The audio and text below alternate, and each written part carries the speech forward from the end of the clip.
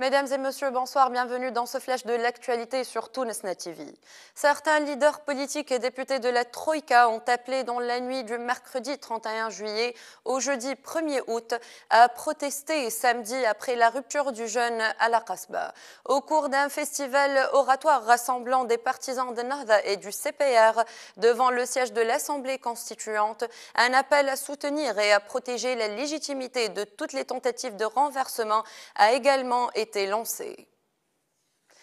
L'ancien gouverneur de la Banque centrale de Tunisie, BCT, Mostafa Kamel Nebli, a démenti dans la matinée du jeudi 1er août 2013 l'information avancée par le président du parti El Majd Abdelwaheb El Hani, selon laquelle le mouvement Ennahda lui aurait proposé le poste de chef du gouvernement.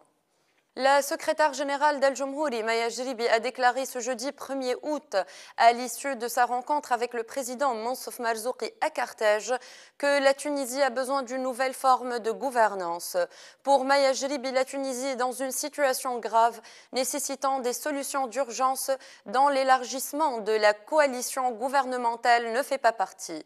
Au nom d'Al-Jumhouri, Maya Jribi a appelé à la formation d'un gouvernement de salut national dont les membres s'engageraient à ne pas se poster candidat aux prochaines élections et qui aurait pour mission de lutter contre le terrorisme et la violence politique, de dissoudre des ligues de protection de la révolution et de parvenir à des élections libres et propres en parallèle avec l'élaboration de la Constitution. Le bureau régional de Nahda à Mahdia a été attaqué ce jeudi 1er août par un groupe de jeunes à coups de pierre et de cocktails Molotov, a indiqué le secrétaire régional du parti, Mohamed Azzeddine Gharad. Selon ce dernier, les deux cocktails Molotov lancés n'ont pas fait de dégâts et les forces de sûreté sont rapidement intervenues sur les lieux. Le coordinateur du sit-in Rahil à Mahdia, qui faisait partie des assaillants, a été arrêté selon la même source.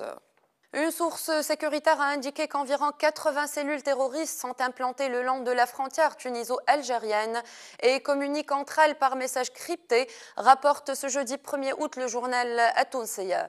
D'après la même source, un certain nombre de groupes actifs le long de la frontière tuniso-algérienne et jusqu'à la frontière entre l'Algérie et le Mali s'occupent de sécuriser le transport d'armes et de produits interdits en faisant passer les marchandises par les régions montagneuses et facilitent les déplacements des combattants.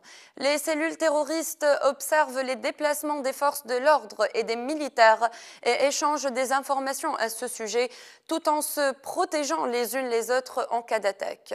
Pour communiquer, les terroristes emploient les messages écrits et les symboles cryptés sur les arbres et les roches. Les chefs des cellules n'hésitent toutefois pas à recourir aux technologies les plus modernes utilisées par les services de renseignement. L'armée nationale, aidée par les divers corps sécuritaires, est massivement déployée dans le gouvernorat de Tataouine, le long des 500 km de frontière avec l'Algérie et de la frontière avec la Libye, afin de sécuriser la région après la récente tragédie de Jbel Charambi, a indiqué ce jeudi 1er août une source militaire. La même source précise que les unités de l'armée et de la sûreté assurent leur mission dans les conditions difficiles dans le triangle saharien. Les forces de sécurité au niveau du passage frontalier de Maloula dans la délégation de Tabarka ont arrêté un Algérien voulant accéder au territoire de son pays avec des armes en sa possession, à savoir un pistolet calibre 9 mm et un fusil d'assaut de type Kalachnikov. À l'international maintenant et dans un message adressé aux soldats, le président Bachar el-Assad affirme être sûr de la victoire de ses troupes dans la guerre civile qui ensanglante la Syrie. Ces propos interviennent après la reprise de Khalidia, quartier clé de Homs. Au moins 24 personnes ont péri dans le naufrage de leur embarcation au large des côtes turques. Le drame s'est déroulé tôt dans la nuit de ce mercredi. Le capitaine du bateau, qui se dirigeait probablement vers la Grèce, a juste eu le temps de donner l'alerte. Les gardes-côtes ont repêché 24 corps et secouru 12 personnes dont la nationalité reste inconnue. Les recherches se poursuivent. Alors que les dépouillements des bulletins de vote se poursuivent ce jeudi, le parti du président Robert Mugabe revendique déjà une large victoire aux élections générales au Zimbabwe. L'opposant Morgan T.S. Vangire dénonce lui une énorme farce. Le chef du gouvernement espagnol, Mariano Rajoy, s'est exprimé jeudi devant le Parlement sur le scandale de corruption qui secoue son parti depuis 6 mois et dans lequel son nom est cité. Il dénonce des mensonges et manipulations.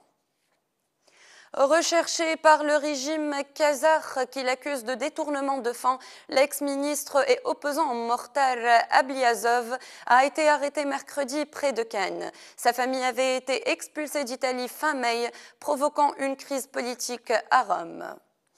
Le gouvernement américain a été contraint d'indemniser à hauteur de 3 millions d'euros un étudiant resté par erreur enfermé dans une cellule sans fenêtre. Pendant 5 jours, le jeune homme n'avait reçu ni eau ni nourriture. C'est la fin de ce flash. Merci pour votre attention et bonne fin de soirée.